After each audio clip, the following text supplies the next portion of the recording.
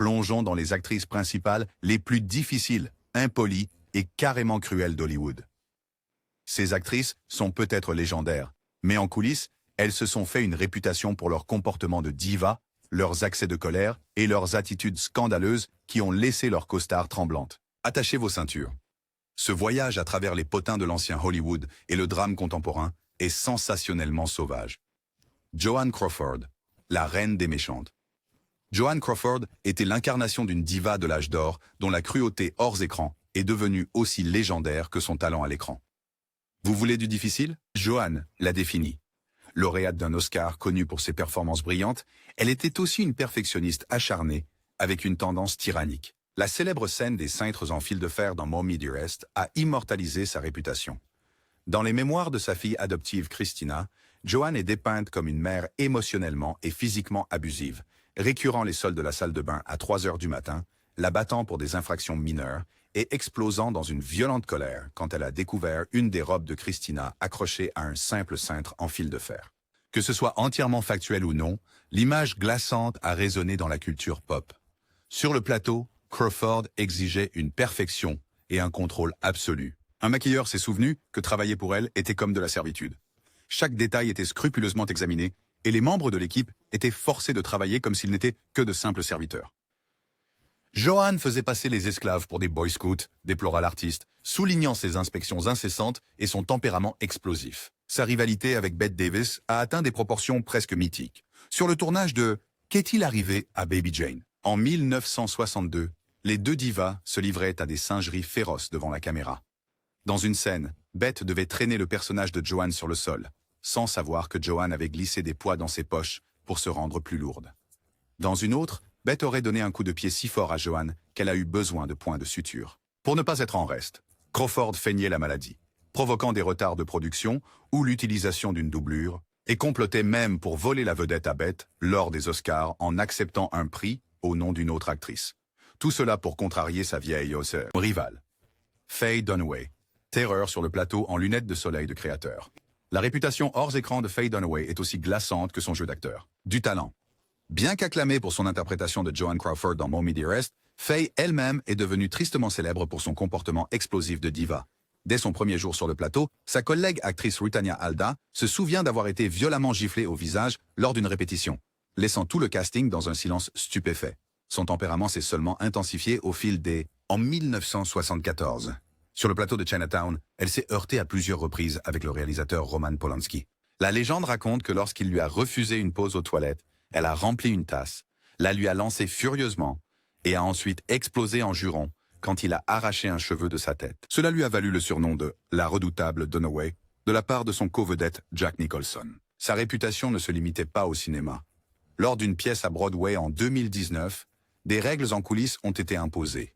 Personne n'était autorisé à porter du blanc pour éviter de la distraire, et elle a finalement été renvoyée pour avoir giflé des membres de l'équipe. Lors d'une tournée théâtrale dans les années 1990, un créateur de perruques se souvient comment elle a frappé la main d'une assistante simplement parce qu'on lui avait remis des épingles à cheveux, improprement. Connue pour arriver avec des heures de retard et exploser si les choses n'étaient pas exactement comme elle le souhaitait, Dunaway était un véritable champ de mine à Hollywood.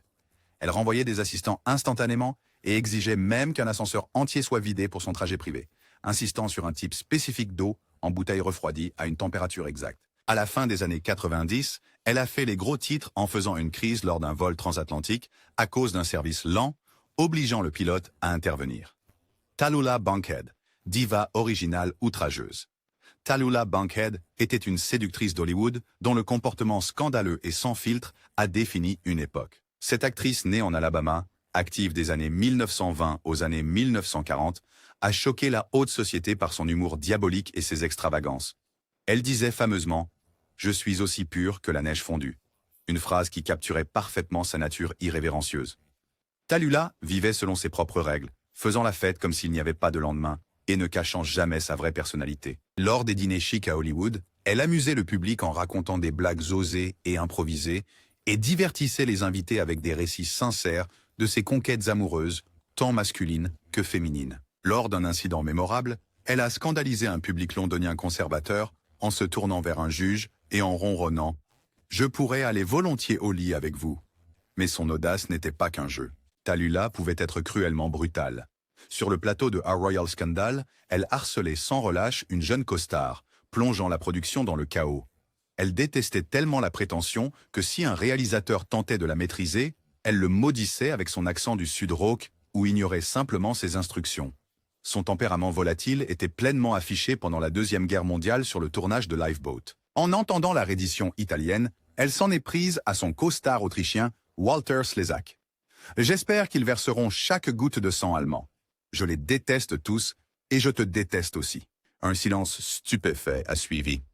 Avec sa voix grave, son adresse caractéristique et ses répliques scandaleuses, Tallulah est devenue un prototype de la célébrante moderne, incontrôlable par les réalisateurs, non censurée par les studios, et à jamais adorée par la presse. Ces frasques ont même conduit à une interdiction temporaire à Hollywood, en raison de factures impayées et de rumeurs scandaleuses. Mae West, la rebelle blonde originale. Mae West a redéfini le scandale hollywoodien avec son attitude audacieuse et graveleuse, et son refus de suivre les règles de quiconque. En commençant à Broadway avec des pièces osées, elle a été emprisonnée pendant 8 jours, mais en est sortie sans remords, plaisantant qu'elle portait des sous-vêtements en soie tout le temps. Dans les films, elle dégageait d'une confiance corporelle avec des répliques audacieuses comme « Est-ce un revolver dans votre poche ou êtes-vous juste content de me voir ?» Quand les studios édulcoraient ses scripts, elle les réécrivait avec ses doubles sens caractéristiques. La marque féroce de Mae signifiait qu'elle exigeait le contrôle créatif et elle a même lancé la carrière d'un Cary Grant alors inconnu en déclarant « S'il sait parler, je le prends ». Mae Scrando, elle s'est opposée aux censeurs. La répression du code Hayes a en partie découlé de son scandale moral. Hors caméra, Mae faisait attendre Hollywood, insistait pour être éclairée et filmée dans des conditions flatteuses et veillait à ce que chaque détail réponde à ses normes. Au fil des décennies, elle n'a jamais compromis, prouvant que le véritable courage d'une diva consiste à transformer les punitions en publicité. Comme elle l'a dit célèbrement, « Quand je suis bonne, je suis très bonne, mais quand je suis mauvaise, je suis meilleure. » Greta Garbo, la mystérieuse prima donna. Greta Garbo, la déesse suédoise du cinéma, est devenue légendaire pour son mystère distant « Je veux être seule ». Sur le plateau, elle exigeait un contrôle total. Pas de visiteurs, pas de journalistes, uniquement l'équipe essentielle pour assurer la perfection. Si un éclairage ou un détail de costume n'était pas correct, elle se retirait dans sa loge jusqu'à ce que ce soit corrigé, suspendant même la production si nécessaire. Les réalisateurs comme George Cukor se retrouvaient à recevoir des ordres d'elle, car elle insistait pour ne filmer que son meilleur profil dans un style d'éclairage spécifique. Sa réticence s'étendait à la publicité. Elle refusait les interviews, les autographes et les premières, laissant les studios désespérés de sa coopération. Lorsqu'on la poussait, Garbo disait simplement non lors des réunions de script et disparaissait, obligeant tout le monde à plier à sa volonté. Malgré son détachement froid, ses exigences lui ont assuré un pouvoir au box-office. MGM lui a même permis de choisir ses réalisateurs et ses premiers rôles masculins. Le perfectionnisme mystérieux et intransigeant de Garbo rendait la collaboration avec elle un défi, mais ses rares apparitions publiques ne faisaient qu'approfondir la légende. Fidèle à sa nature solitaire, elle a pris sa retraite brusquement au milieu de la trentaine, laissant derrière elle à la fois des patrons frustrés et des spectateurs captivés. Ginger Rogers, diva de la danse qui s'est battue pour le respect. Ginger Rogers, célèbre comme la partenaire de danse éblouissante de Fred Astaire, n'était jamais contente d'être mise à l'écart. Fatiguée d'être cantonnée dans des rôles stéréotypés, elle exigeait une reconnaissance égale et un apport créatif à une époque où on s'attendait à ce que les stars féminines soient réservées. Au milieu des années 1930, elle s'est publiquement heurtée aux dirigeants du studio RKO pour ses cachets inférieurs et ses rôles superficiels. Sur le tournage de Swing Time en 1936, elle a insisté pour apporter des modifications à ses costumes et à ses routines, suggérant même de refaire des scènes lorsqu'une d'elles ne lui paraissait pas satisfaisante. Lorsqu'elle a découvert des écarts de salaire dans les films non musicaux par rapport à ses co-vedettes masculines, elle est allée dans les bureaux des cadres pour exiger une augmentation, une démarche sans précédent qui lui a valu d'être qualifiée de capricieuse. Sa nature franche, renforcée par sa redoutable mère, Leila, signifiait qu'elle négociait les contrats avec ténacité. Bien que certains critiques l'aient plus tard qualifiée de difficile, ses collègues se souviennent que son assertivité provenait d'un profond désir d'équité et d'intégrité artistique. La quête acharnée de respect par Ginger a ouvert la voie aux futures générations d'actrices déterminées, prouvant que défendre son talent n'est pas un caprice de diva, mais un acte de pionnier. Loretta Young, la sainte au tempérament secret. Connue pour son personnage angélique à l'écran, Loretta Young imposait une stricte discipline sur le plateau avec une politique de boîte à gros mots. 25 cents par juron, ce qui lui a valu le surnom de Mère Loretta. Profondément religieuse et impeccablement professionnelle, elle exigeait une conduite irréprochable de chacun. Pendant Rachel and the Stranger en 1948 avec Robert Mitchum, quand il a défié sa morale vigilante, il aurait mis 20 $ dans son bocal à jurons dans un élan d'humour rebelle. Pourtant, derrière son extérieur pieux se cachait un scandale. Elle a secrètement eu une liaison avec Clark Gable en 1935, ce qui a entraîné une grossesse cachée et plus tard l'adoption de son propre enfant, un fait qui a terni son image irréprochable. Sur le plateau, elle gardait un contrôle strict sur les costumes et les dialogues, arrêtant la production si les costumes n'étaient pas assez modestes. Malgré ses exigences rigides, elle était vénérée pour son talent et sa ponctualité, bien que ses collègues murmuraient parfois à propos de sa nature moralisatrice. La dualité de Loretta, un mélange de rigueur morale et d'hypocrisie personnelle, a laissé une impression durable, la rendant à la fois admirée et détestée. Son insistance inébranlable sur le bon comportement a établi une norme élevée que beaucoup trouvaient oppressive. Mais cela soulignait aussi son engagement envers l'image, qui a fait d'elle l'une des stars les plus durables d'Hollywood. Marilyn Monroe. Peu fiable, instable, inoubliable. Marilyn Monroe reste la bombe blonde iconique dont la magie à l'écran était entachée par le chaos sur le plateau. Dans des films comme Certains l'aiment chaud en 1959, le réalisateur Billy Wilder fut contraint d'allonger les plannings car Marilyn arrivait avec des heures de retard et nécessitait 40 à 50 prises pour des répliques simples comme « C'est moi, sucre, quoi ». Ses sautes d'humeur étaient légendaires, pétillantes le matin, réduites aux larmes l'après-midi, tandis qu'elle se fiait souvent à son coach d'acteur Paula Strasberg plutôt qu'aux indications de Wilder, provoquant des disputes animées. Des démons personnels, dont des insécurités dévastatrices et une dépendance croissante aux barbituriques, obscurcissaient son professionnalisme, laissant ses costards comme Tony Curtis et Jack Lemmon à la fois amusés et exaspérés. Le producteur Walter Mirisch a tristement déploré que travailler avec elle était comme embrasser Hitler, soulignant l'extrême frustration qu'elle inspirait. Malgré le chaos, quand la caméra tournait, la présence rayonnante de Marilyn transformait le plateau en or cinématographique, comme on l'a vu dans 7 ans de réflexion, et les hommes préfèrent les blondes. Pourtant, alors que ses problèmes s'aggravaient, avec des journées manquées sur les désaccès et son éventuel renvoi de Something's Got to Give, le coup est devenu personnel. Le comportement erratique de Marilyn, alimenté par une douleur intérieure et la maladie, l'a transformé en un beau désastre, un paradoxe de génie et de déchéance qui continue de fasciner le folklore hollywoodien. Zsa Gabor, la mondaine exubérante. Zsa Gabor incarnait le style de vie glamour et extravagant de diva. Connue pour être couverte de diamants et lancer des répliques comme « Darling, darling », elle s'est forgé une réputation par ses exigences extravagantes et son tempérament vif. En 1989, lors d'un contrôle routier de routine à Beverly Hills, elle a aggravé la situation en s'enfuyant pour être arrêtée à nouveau.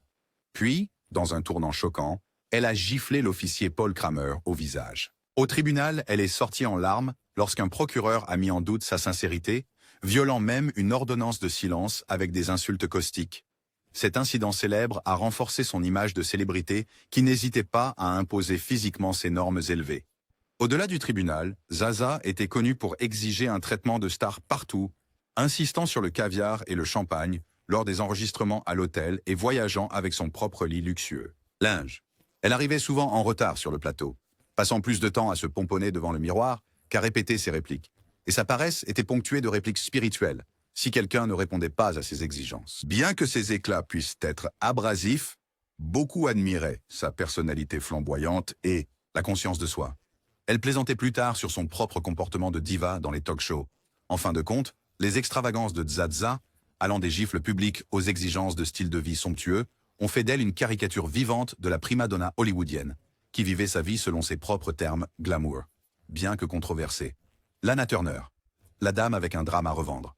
Lana Turner était la fille glamour ultime d'Hollywood, dont la vie hors écran était aussi dramatique que celle à l'écran. Rôle. Connue sous le nom de The Sweater Girl, elle devint un aimant pour le scandale. Sa vie personnelle était tourbillonnante.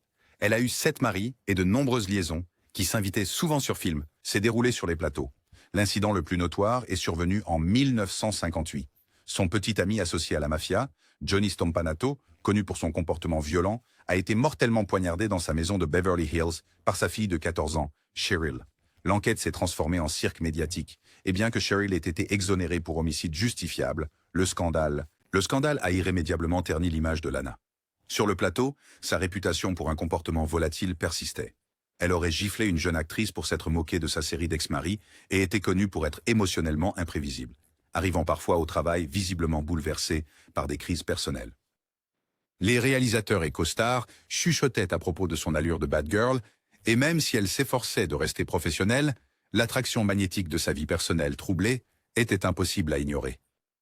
En fin de compte, la beauté et le talent de Lana Turner étaient inséparables du drame de la vie réelle qui la poursuivait à chaque instant, un mélange tumultueux de passion, de douleur et de scandale qui a fait d'elle l'une des légendes les plus durables d'Hollywood en matière d'intrigue à haut risque. Katharine Hepburn, pionnière déterminée. Katharine Hepburn a redéfini ce que signifiait être une star de cinéma à Hollywood en refusant de se conformer aux attentes de l'époque.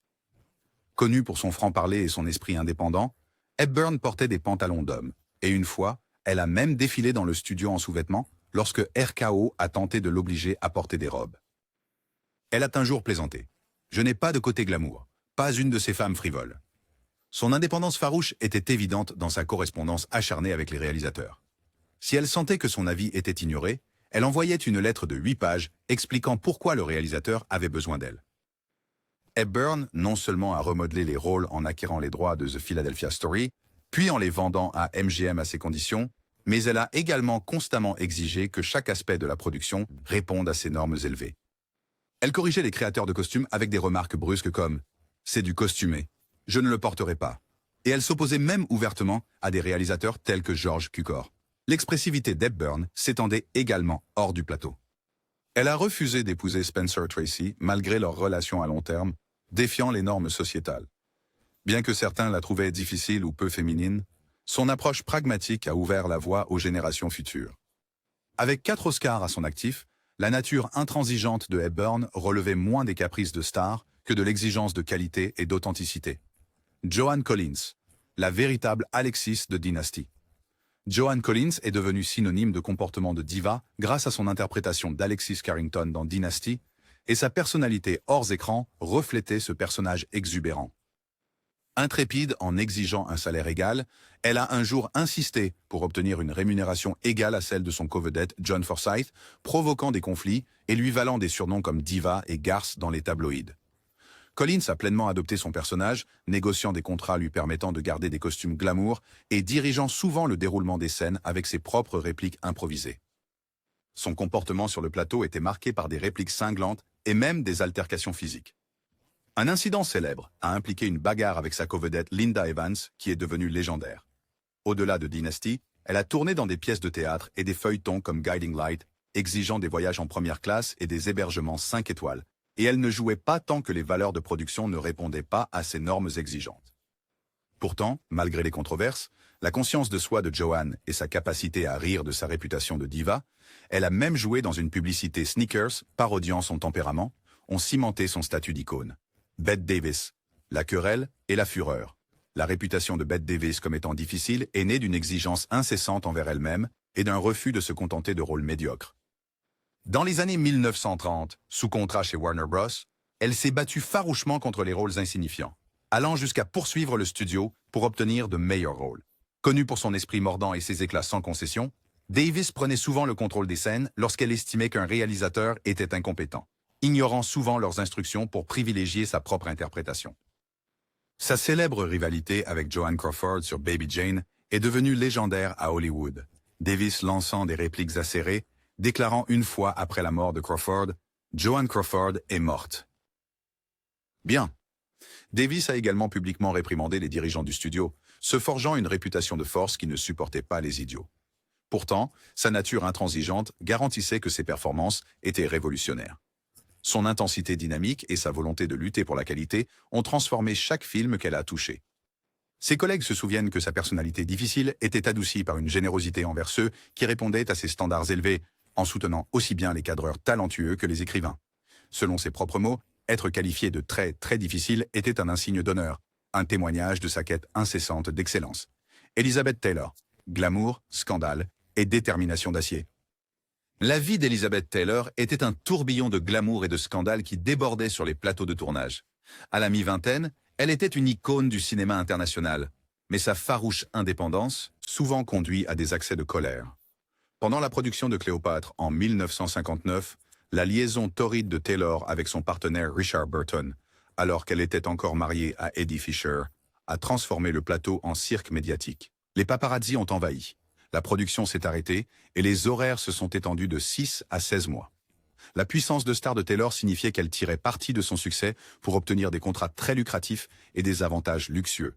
Mais si les studios hésitaient, elle n'hésitait pas à partir. Sur le plateau, si une scène résonnait trop avec ses tourments personnels, elle se retirait dans sa caravane, interrompant parfois la production pour des crises émotionnelles. Malgré ces défis, sa chaleur transparaissait dans des actes de gentillesse.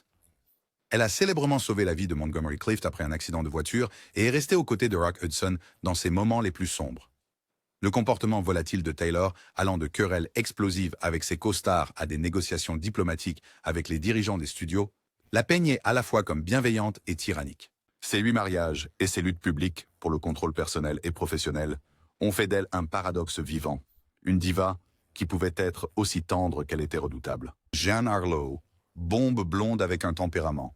Jean Harlow, la blonde platine originale des années 1930, éblouissait le public avec son physique espiègle, mais était tout aussi célèbre pour son tempérament explosif. Au début de sa carrière, l'humour contagieux et la personnalité audacieuse de Harlow ont fait d'elle une favorite de MGM.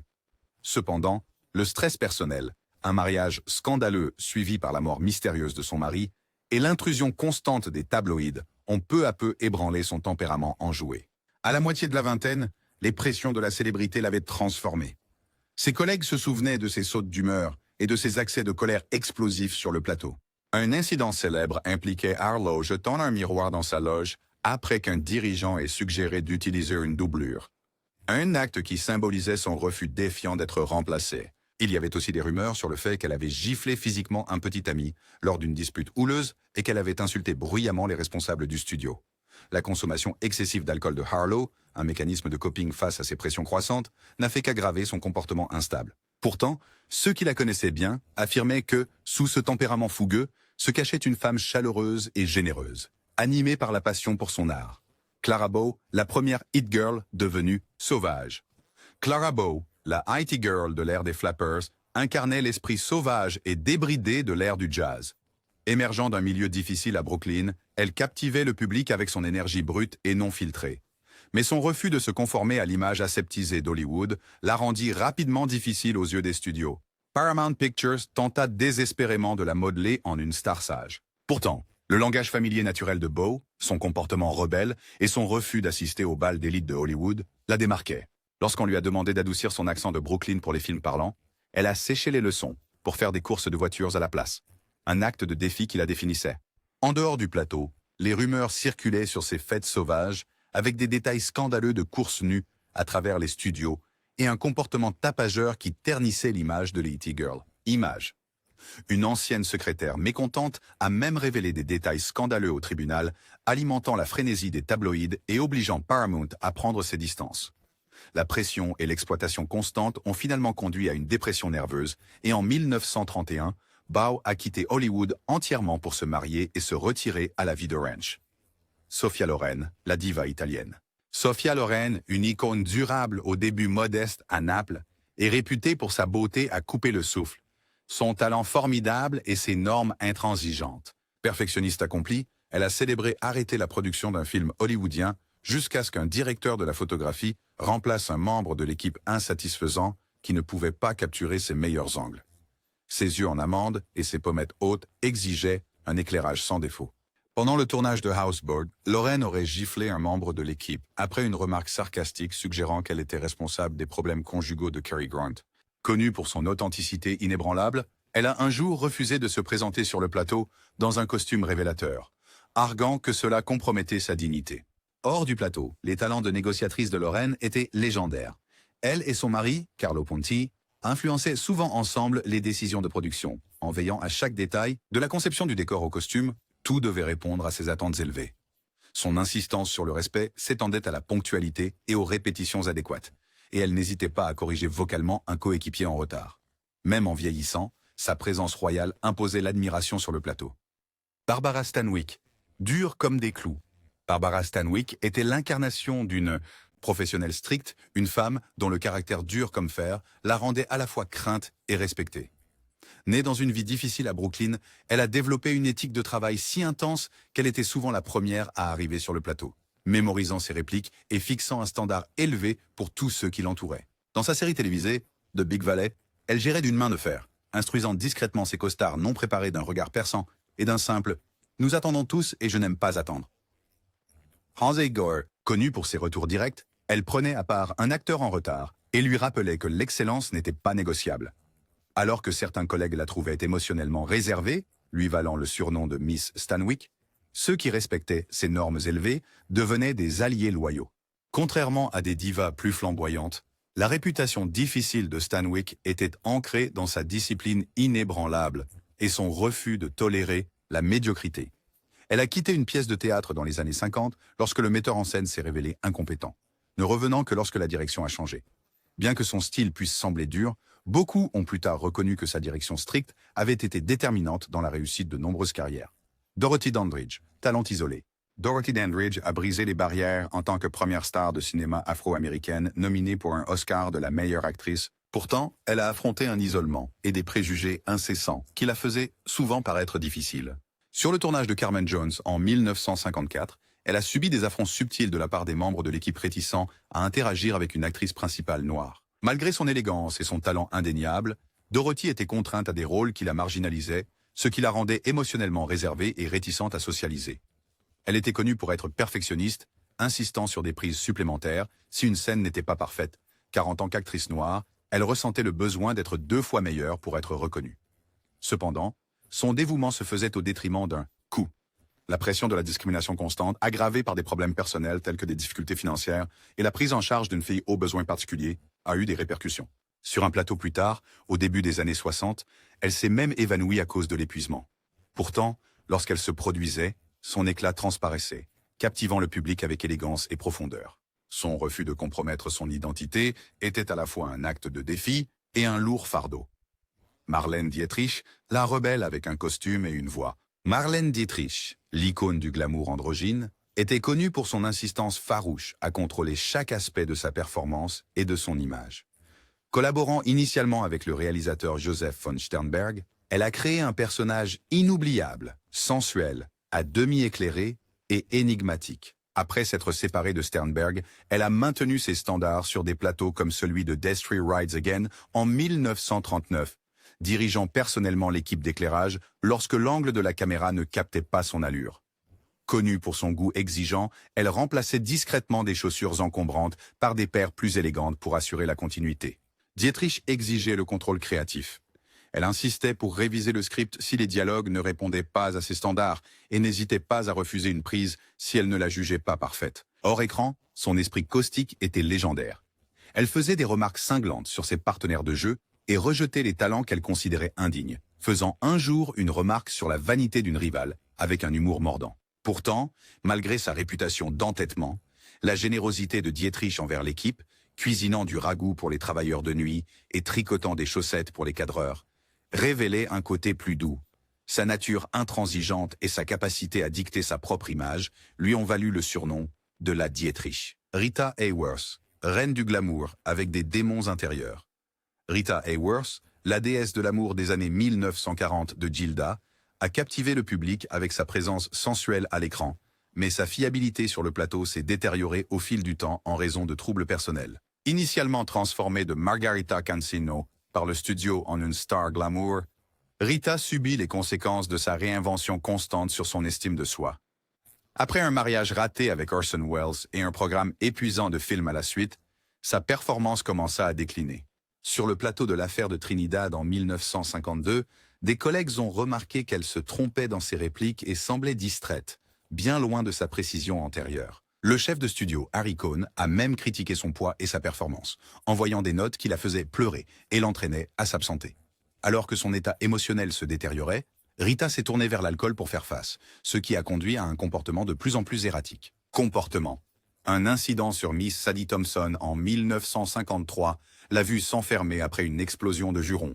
Sa mémoire a commencé à défaillir. En 1957, sur Parle Joey, elle avait besoin de prompteurs pour des scènes simples, laissant des costards comme Frank Sinatra préoccupés. Une confrontation célèbre a eu lieu quand elle a fait irruption dans le bureau de Harry Cohn, après avoir découvert qu'il continuait de vendre des images d'elle en pin-up. Bien que ses éclats l'aient peinte comme peu fiable, beaucoup ont ensuite vu ses luttes comme le résultat d'une industrie qui exploitait sa beauté. Vivien Leigh, brillance et effondrement. Vivien Leigh, immortalisée en Scarlett O'Hara et Blanche Dubois, était une force dont le talent extraordinaire était assombri par une santé mentale tumultueuse. Son parcours pour décrocher le rôle dans Autant en emporte le vent a été marqué par une détermination sans faille. Mais l'énorme pression du rôle et le calendrier de production éprouvant ont eu de graves conséquences. Pendant le tournage, Leigh fondait en larmes lorsque les méthodes dures du réalisateur Victor Fleming poussaient ses limites émotionnelles. Dans les années 1940, lors d'une tournée pour divertir les troupes pendant la Seconde Guerre mondiale, elle contracta la tuberculose et subit des sautes d'humeur fréquentes. Sur le plateau de César et Cléopâtre en 1945, alors qu'elle était enceinte, elle endura une profonde dépression après une tragédie. Fausse couche. Dans les années 1950, le trouble bipolaire de Leigh s'est manifesté par des accès de colère explosifs. Lors d'une représentation londonienne de Un tramway nommé Désir, elle aurait giflé un machiniste et crié à propos de petits hommes verts. Sur le plateau de Elephant Walk en 1953, sa paranoïa a atteint un pic, entraînant une dépression totale qui a forcé les producteurs à la rapatrier en Angleterre, ternissant sa réputation de fiabilité. Malgré ces défis, lorsqu'elle était stable, elle offrait des performances captivantes qui mettaient en valeur sa vaste gamme émotionnelle. Les collègues se souvenaient de son éclat sur le plateau, mais son imprévisibilité laissait tout le monde sur le qui-vive. Winona Ryder, perfectionniste, originale, au nerf tendu. Winona Ryder est apparue dans les années 1990 comme une chouchoute du cinéma indépendant, avec une approche introspective unique qui lui a parfois valu d'être qualifiée de difficile. Connue pour sa nature minutieuse et sa sensibilité artistique, elle s'est retirée à la dernière minute du film Le Parrain troisième partie en raison de l'anxiété et de l'épuisement, un acte qui a laissé le réalisateur Coppola en difficulté. Sur le plateau, le perfectionnisme de Ryder signifiait souvent d'innombrables prises. Lors de Little Women en 1994, elle demandait à plusieurs reprises des reprises pour les scènes émotionnelles, insistant pour que ses larmes aient l'air authentiques. Son tempérament pouvait être imprévisible. Pendant le tournage de Une vie volée en 1999, elle a eu une dispute émotive avec le réalisateur James Mangold concernant l'interprétation de son personnage, ce qui l'a amené à quitter temporairement le plateau pour se calmer. Bien que les débuts de sa carrière aient été marqués par ses accès d'anxiété artistique, son travail ultérieur sur Stranger Things a montré un côté professionnel plus calme. Ses collègues se souviennent qu'elle portait parfois un ukulélé entre les prises, une habitude excentrique qui la rendait attachante pour le casting et l'équipe. Bien que ces retraites occasionnelles dans le doute de soi et la surpréparation puissent ralentir la production, la sensibilité de Winona était le reflet de son profond engagement envers son art.